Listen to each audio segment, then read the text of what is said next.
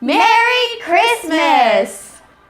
We are kicking off the 2016 holiday season. Alyssa and I are doing our 12 days of service, and for those of you who are familiar with it, this may bore you a little bit, but for anybody who's new and watching, a few years ago, Alyssa's Sunday school teacher gave her 12 little paper ornaments to hang on our Christmas tree, and each of the ornaments had a different act of service to do for the 12 days of Christmas.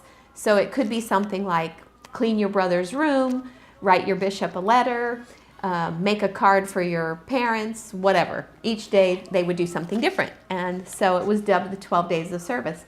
So we started reading Christmas stories and sending them by video to our family members, because there's a lot of children in our family. And so this is a way that we can keep in touch with them. This is our third year doing this, and we'll be reading this year several stories out of this book called It's All About Christmas. And I picked this book up at Deseret Books in Gilbert, Arizona when I was visiting family. And I know that my great niece Mallory has this book because we bought them at the same time. And so take a minute, Mallory, and go run and get your book, and you can read along with us. So we're going to start. Alyssa's going to read our first story for this 12 Days of Service season. And the story is called How the Fir Tree Became the Christmas Tree. Okay. Take it away, Alyssa. This is the story of how the fir tree became the Christmas tree. At the time when the Christ child was born, all the people, the animals, and the trees and plants were very happy. The child was born to bring peace and happiness to the whole world. People came daily to see the little one, and they always brought gifts with them. There were 3 trees which saw the people standing near the crypt, and they wished that they too might give presents to the Christ child. The palm said, "I will choose my most beautiful leaf and place it as a fan over the child." "And I," said the olive, "will sprinkle sweet-smelling oil upon his head."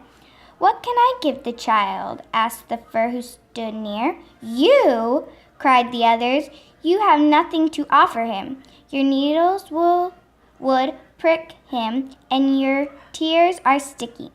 So the poor little fir tree was very unhappy, and it said, "Yes, you are right.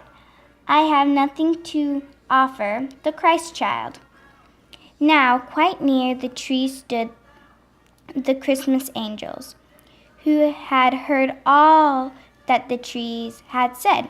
The angel was sorry for the fir tree, who was so lowly and without envy of the other trees.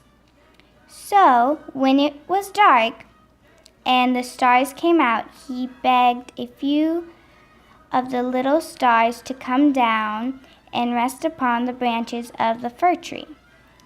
They did as the Christmas angel asked, and the fir tree shone suddenly with a beautiful light.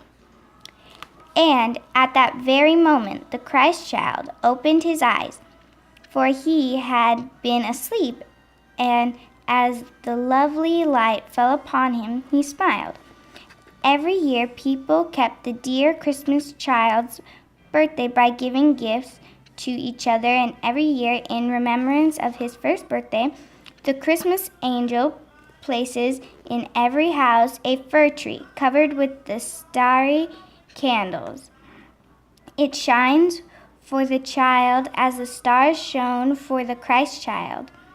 The fir tree was rewarded for its meekness, for to no other tree is it given to shine upon so many happy faces. Oh, good job, Alyssa. Thank you. So underneath the story, it talks about the symbolism of the Christmas tree. So I want to read this really quick. It says, Christmas trees remind us of the true meaning of Christmas in multiple ways. Unlike other trees, fir trees stay green and living throughout the winter, representing the eternal nature of God. The triangle shape of the Christmas tree can also serve to remind us of the 3 members of the Godhead. So we're excited to hear back from some of you that keep in touch with us when you see our stories. And we can't wait to share the next one. Merry Christmas! Merry Christmas!